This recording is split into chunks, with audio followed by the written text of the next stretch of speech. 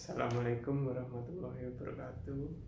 Nama saya Arbadila Satria Putra, peserta Latsar CPNS Kementerian Perhubungan 2022 Angkatan 60 Kelompok 2. Di sini saya akan membahas tentang kelebihan dan kekurangan negara Indonesia menurut penilaian saya.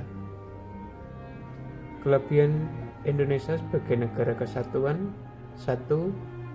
Indonesia memiliki wilayah luas dan subur.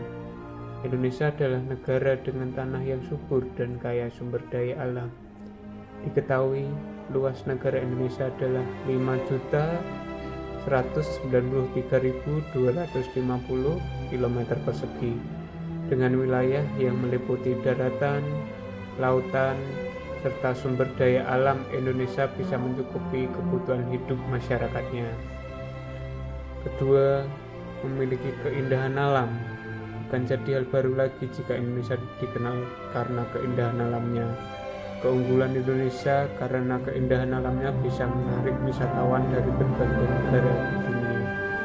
Keindahan alam Indonesia mulai dari keanekaragaman flora dan fauna, serta pantai-pantai Pulau Jawa dan Bali.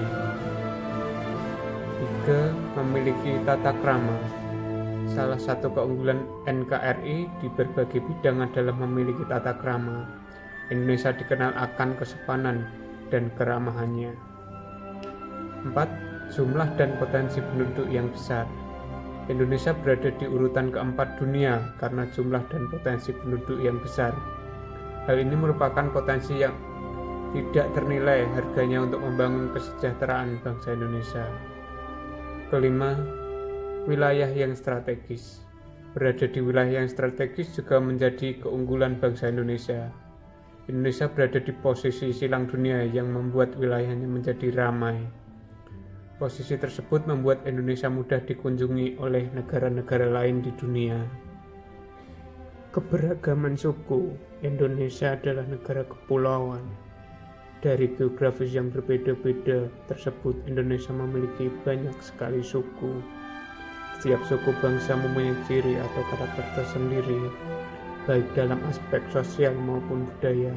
Indonesia memiliki lebih dari 300 kelompok suku, lebih tepatnya 1.340 suku bangsa. Dan indahnya keberagaman agama Indonesia. Indonesia adalah negara yang religius. Hal itu dibuktikan dalam sila pertama Pancasila, yaitu ketuhanan yang Maha Esa. Di Indonesia sendiri ada 6 agama yang diakui oleh negara.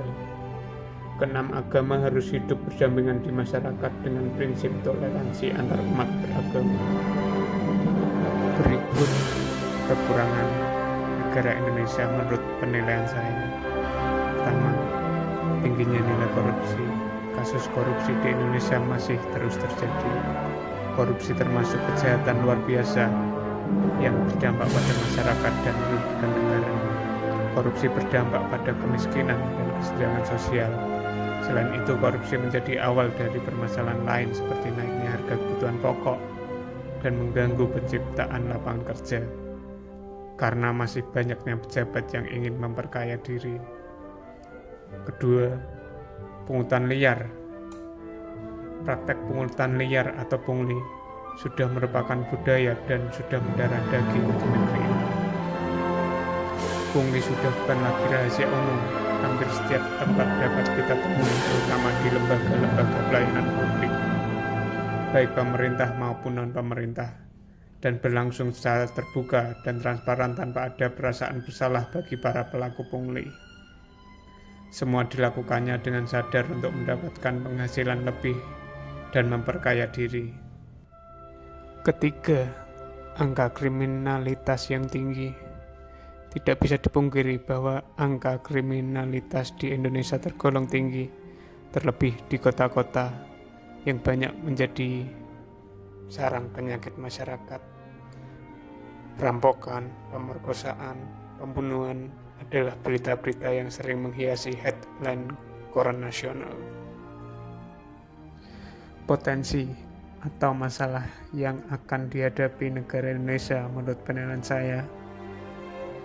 meningkatnya kekerasan di kalangan remaja, ketidakjujuran yang merajalela, menurunnya rasa hormat kepada orang tua, guru, dan pimpinan, tindakan kekerasan yang merajalela, meningkatnya rasa saling curiga dan kebencian, penurunan etos kerja. Berikutnya, tokoh inspiratif menurut saya, Kiai Haji Ahmad Bahauddin atau lebih dikenal sebagai Gus Baha, merupakan ulama yang berasal dari Rembang. Ia dikenal sebagai salah satu ulama ahli tafsir yang memiliki pengetahuan mendalam seputar Al-Quran. Keistimewaan sebagai seorang santri tulen yang berlatar belakang pendidikan non-formal dan non-gelar, Gus Baha diberi keistimewaan untuk menjadi sebagai ketua tim Lajnah Mushaf UII Yogyakarta. Gus Baha duduk bersama profesor, doktor, dan ahli-ahli Al-Quran dari seluruh Indonesia seperti Profesor Dr. Quraish Shihab dan profesor yang lain. Teladan beliau yaitu tentang kesederhanaannya. Meskipun beliau kaya, tetap mengutamakan kesederhanaan. Kedua, Ganjar Pranowo, tokoh Jateng yang santun dan tegas. Ganjar Pranowo adalah Gubernur Jawa Tengah yang memiliki andil besar bagi kemajuan pembangunan di provinsi ini. Selain itu, ia juga merupakan gubernur yang dekat dengan rakyat, santun, menyenangkan, dan tegas, sehingga tidak mengherankan bila Ganjar Pranowo menjadi sosok gubernur yang banyak disukai masyarakat Jawa Tengah.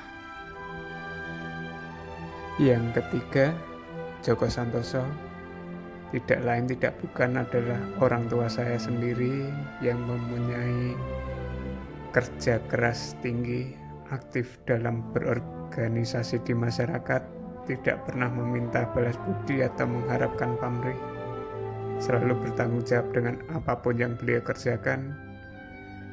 Beliaulah yang selalu menginspirasi saya sampai sekarang.